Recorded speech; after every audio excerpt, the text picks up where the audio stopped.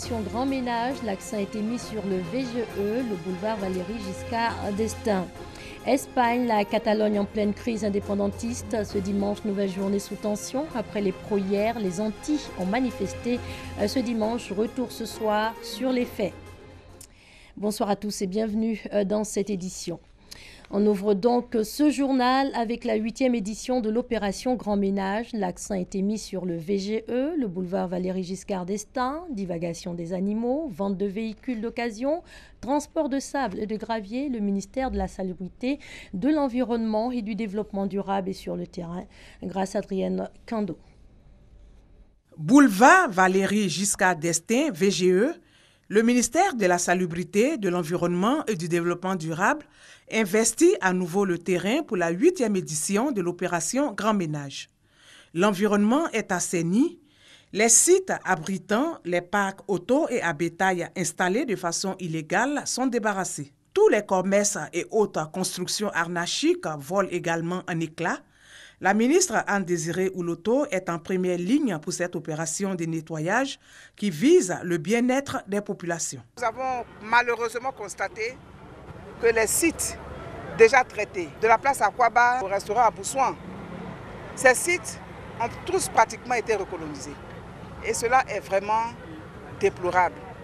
Je voudrais donc en profiter pour en appeler à la responsabilité de tous les Ivoiriens. Il y va de l'image de notre pays. L'image de la Côte d'Ivoire doit être celle d'un pays ordonné, d'un pays propre, d'un beau pays. Nous allons continuer cette opération jusqu'à assainir le VGE de façon totale. Les camions de sable et de gravier ont été invités à revoir le mode de transport. Ces braves femmes, les balayeuses, se battent contre le sable qui envahit la chaussée et qui fait du mal à la chaussée, puisque le sable et l'eau contribuent à la dégradation rapide de cette chaussée qui coûte excessivement cher aux contribuables ivoiriens. J'en appelle donc à la responsabilité de tous les transporteurs de sable. Le sable doit être transporté non mouillé.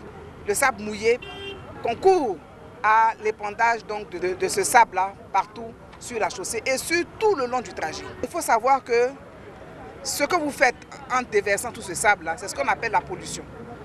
Et si vous polluez, vous allez payer désormais. Gros camion là, si l'eau est versée comme ça là, sable là tu as versé. Si nous tu as balayé aujourd'hui là, demain là si tu as soulevé là, c'est même chose là. Nous tu fatigues, nous balayons encore. Les transporteurs de la commune de Koumassi ne sont pas aussi en marge de l'opération Grand Ménage. Nous au niveau du Grand Carrefour, nous faisons tout pour rendre la gare saine et la gare propre. Et en tout cas, on fait tout, on emploie tous les moyens. On balaye, nettoie les caniveaux surtout. Parce que les sachets bouchent beaucoup les caniveaux. Après le VGE, cap sera mis sur le boulevard Nangui-Abrogwa à Adjamé. L'objectif est le même, donner un visage reluisant aux espaces publics. Pour cette opération de nettoyage, le boulevard sera fermé le lundi 9 septembre prochain. Vous venez de l'entendre, on rappelle donc que pour cette opération propreté et grandeur nature, le boulevard Nangui-Abrogwa situé dans la commune d'Adjamé sera momentanément fermé demain lundi en vue d'un vaste nettoyage. En plus de la propreté, l'on s'assure également de la quiétude des populations. L'opération Épervier se poursuit aussi bien à Abidjan qu'à l'intérieur du pays. On fait le point à Bouaké avec Kader Sogodogo. Il est un peu plus de 23 heures au domicile d'un supposé grand bonnet de la drogue dans la zone centre du pays. Cet individu est le fournisseur de drogue de tout genre aux fumoirs des régions de Gbeke, du Hambol et du Bélier.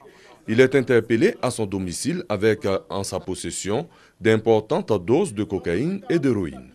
Nous avons saisi près de 23 kg de cannabis. Mais après, nous nous sommes réunis et on s'est dit que non, ce sont les poussins que nous avons pris. Tant que la poule continue de pondre, le travail n'est pas fait. On a continué les recherches jusqu'à ce qu'on tombe sur la poule que voici. Un peu plus tôt, dans la journée du samedi 30 septembre, 6 fumoirs détruits, une vingtaine d'individus interpellés, du matériel et des armes blanches saisies. C'est le résultat de l'opération Épervier 3, lancée depuis le début du mois de septembre sur toute l'étendue du territoire national.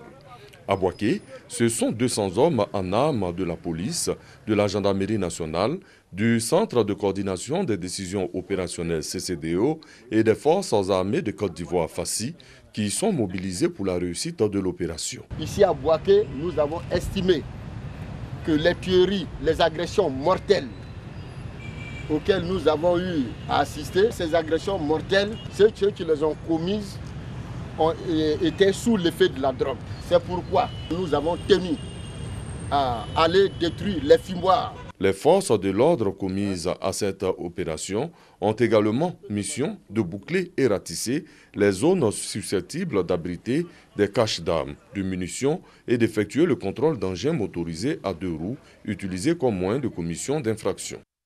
Au chapitre sport, éliminatoire mondial 2018, au terme de la 5e journée, le point dans la zone Afrique.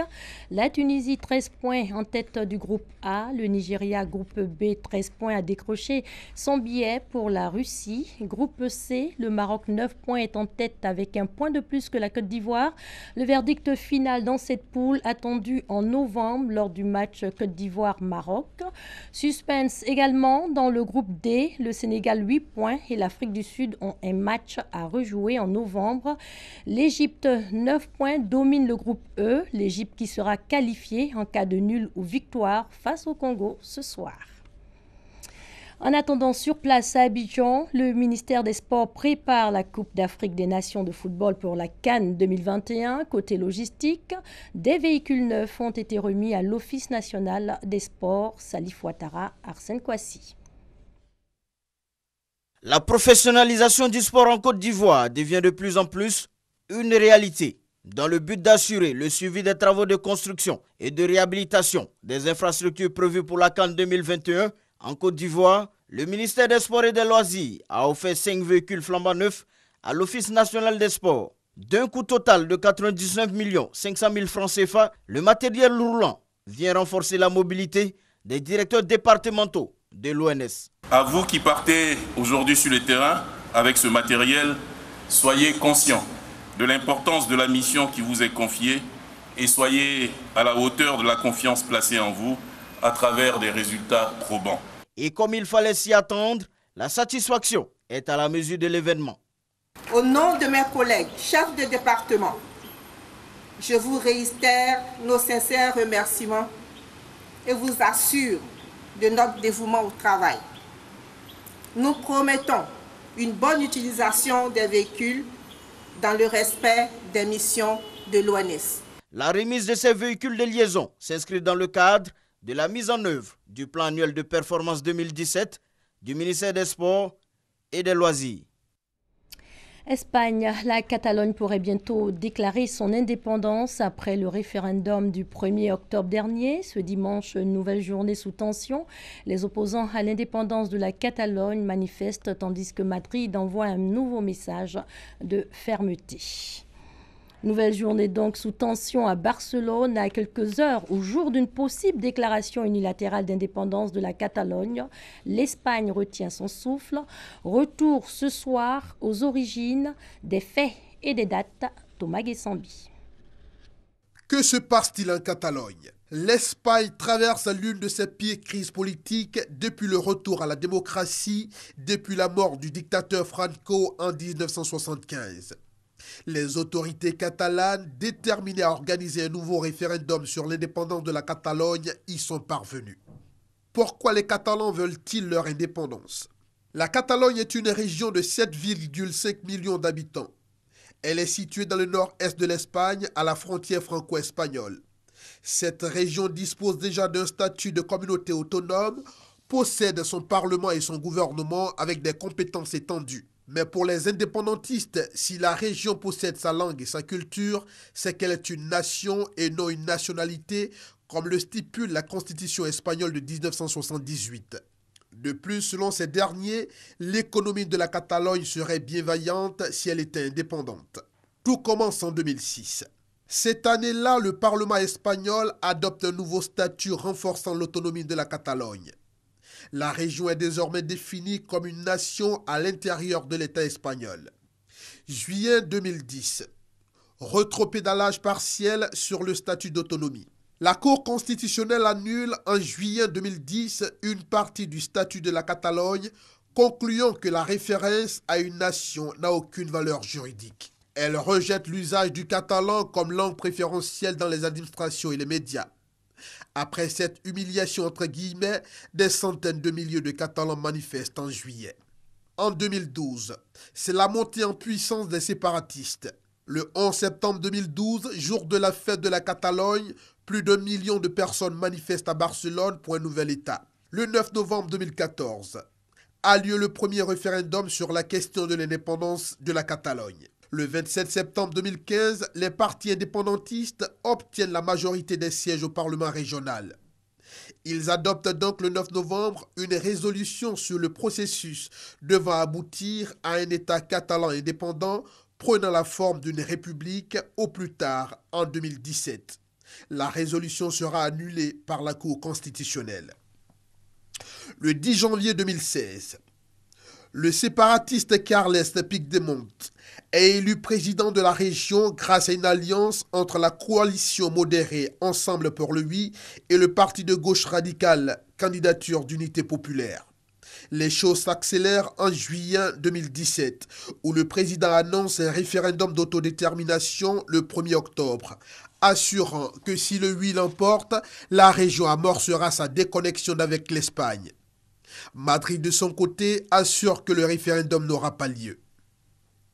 Le 1er octobre, le référendum a bien lieu. Les autorités catalanes affirment, elles, que le oui l'a emporté à 90% avec une participation de plus de 42% selon les résultats partiels. Pour le gouvernement de Mario Rajoy, il n'y a pas eu de référendum d'autodétermination en Catalogne. Et maintenant, première hypothèse, le gouvernement catalan proclame l'indépendance de la Catalogne. Cette éventualité contraindrait Madrid à réagir.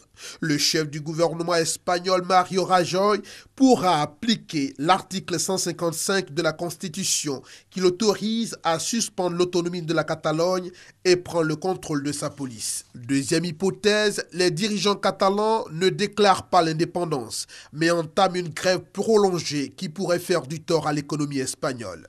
Troisième hypothèse, l'indépendance n'est pas proclamée, mais le Parlement catalan est dissous pour organiser de nouvelles élections régionales. La seule manière de faire baisser les tensions est donc l'ouverture d'un dialogue sans condition. Voilà qui marque la fin de cette édition dominicale. Bonne soirée sur les antennes de l'RTI, la marque du service public.